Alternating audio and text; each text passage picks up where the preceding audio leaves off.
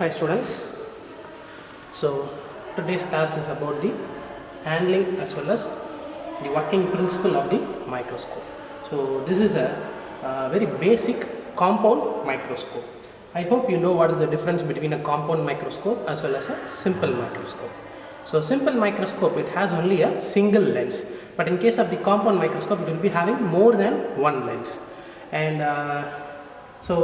so now this is a very basic compound microscope. It is also called as a student microscope. So we'll be looking into the working principle as well as the parts of this microscope.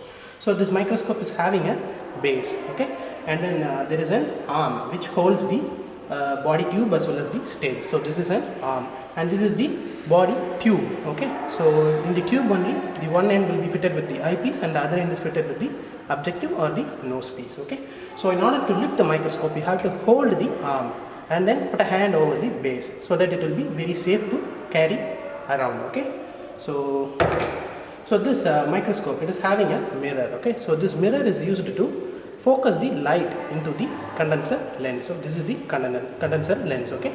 So the modern microscope, it is having the light source like halogen or LED bulbs, but this is a very basic compound microscope, so it is having a mirror, okay.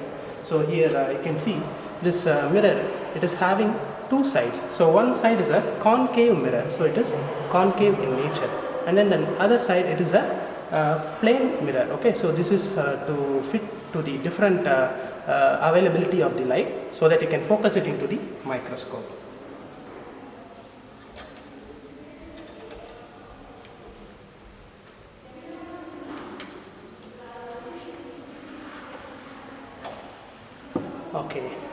Okay, so here there are three glass elements. So first one is the condenser, and then the next one is the objective, and then the third one is the eyepiece. So the condenser and objective will be having a stage in between, so where you will be keeping the slide.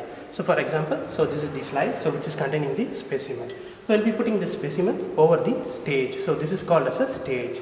So in case of the modern microscopes, they will be having some slide holders as well as some X and Y movement scale to move the slide around, but this is a very basic microscope, so you have to move by yourself, okay. So this is a stage. So here you can see the condenser lens, okay. So this condenser lens will be focusing the light to the sample and then through the objective to the eyepiece, okay. So this condenser is tightened with a screw, so you can remove that and see like how it looks like, okay. So this is a condenser lens, okay. So you can see the glass element, and the bottom side of the condenser lens, it will be having a diaphragm. So this is used to control the intensity of light. So you can see the diaphragm, so you can adjust the intensity of the light that is flowing into the specimen or the nose piece. So this can be controlled with the diaphragm, okay. So we'll put it back, and this one is to adjust the height of the condenser lens in order to diffuse the light properly, okay.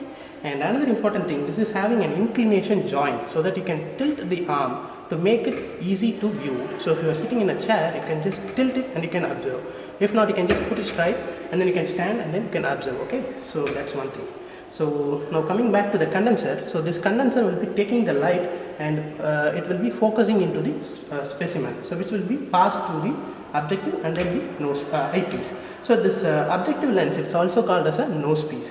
So it's a different magnifications like 4x, 10x, 45x and 100x. So this can be rotated in order to change the magnification. So this is a rotating turret, okay. So this is a rotating turret or a revolving nose piece, okay. So you can just move the turret in order to choose different magnification. So now we are keeping it in 10x, okay. So this is a 10x, and okay, so this is a 10x, okay.